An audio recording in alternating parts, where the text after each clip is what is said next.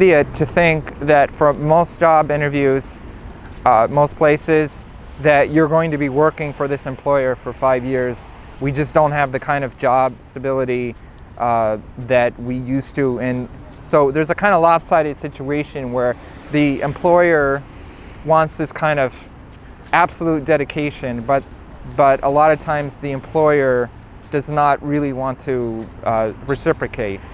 So they want people who are so enthusiastic that they're like, yes, I'm committed, I'll work here for the rest of my life.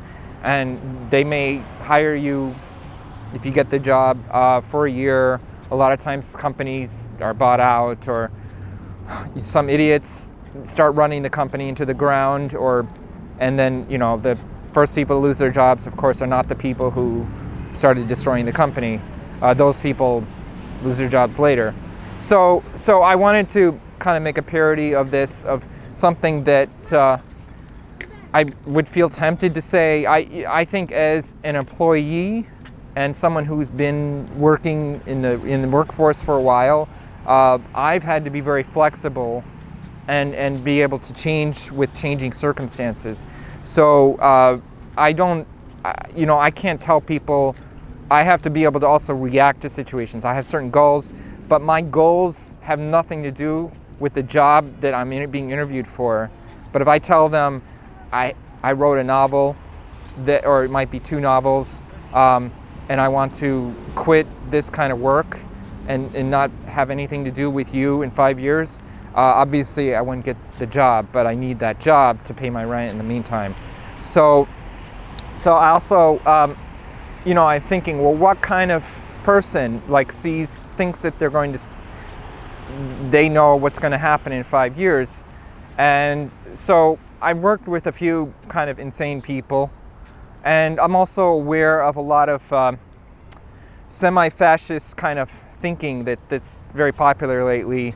Maybe you can't call it fascist, I don't know, whatever, but there's all kinds of popular kind of pseudo scientific, all kinds of theories about what's going to happen to the world, all kinds of panic, theories of panic, and also we have people who have all kinds of delusions about where they will be in maybe 5 years. So this character is kind of a guy that goes into this interview with his 5-year plan and talks about the collapse of civilization and how he will come out on top after people live kind of like in warring tribes, and they revert to a primitive state, like a Hobbesian state of war, endless wars, and he's going to be the main ruler. And the idea is also that the person that who's interviewing him for the job, he's going to be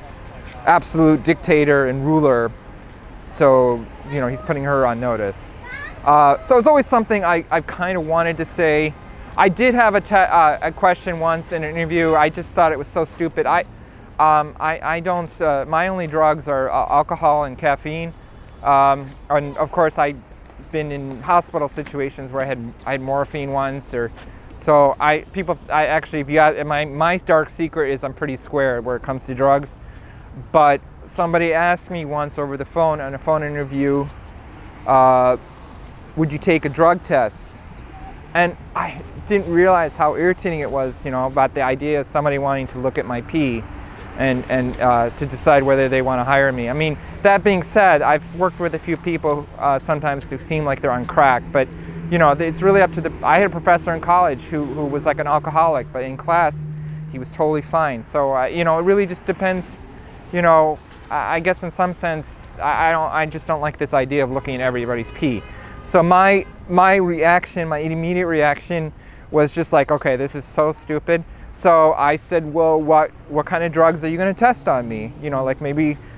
She said drug tests. So maybe she meant she needs, part of the job is that she's going to do some kind of experiment. Hopefully I get the placebo, but I still need to know what sorts of drugs, maybe they're going to test on me, and in the future, maybe that's in fact because workers' rights are so limited, they may require people to take certain drugs, and that'll be something else that they'll do. They'll work for the pharmaceutical industries to get some extra money for the company and do experiments on their employees.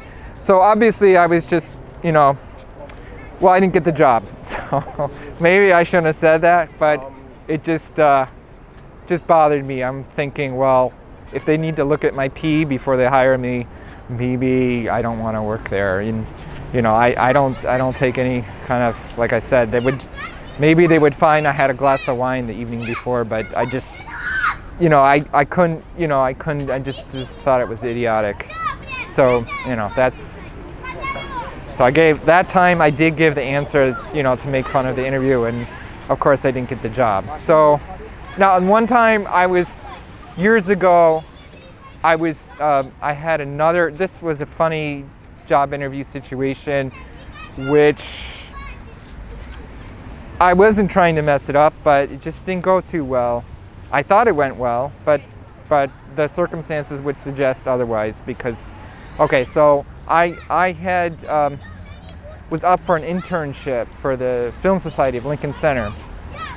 And I hadn't been in the city that long, and I had a degree in philosophy, so I had to be very creative what kinds of work I was doing. So I went from in college reading like Wittgenstein to moving to New York and learning how to make balloon animals for children's parties, and dressing up like where they call it a purple dinosaur, but of course you know who that is. And then just sometimes I was a clown, or I dressed up as different costume characters. So that's what I did for money when I first came to the city. So I'm in this interview for this internship, and this woman says to me, so I'm just wondering, what do you do? I mean, what do you do for income? So I said, I'm a clown. And, I thought maybe she would be impressed. So she started laughing. And, I kind of laughed a little bit with her. And she kept laughing. And she couldn't stop laughing. Like, she tried to stop laughing, but it got worse the more she tried to stop laughing. And so I left the interview. We were done, and I never heard from them again. So that's how it goes. So I had to just deal with it. Except I had another job interview once where this woman said, I was just so tired of this kind of question, and I thought, well, here's the logical answer, because oh, okay, well, you already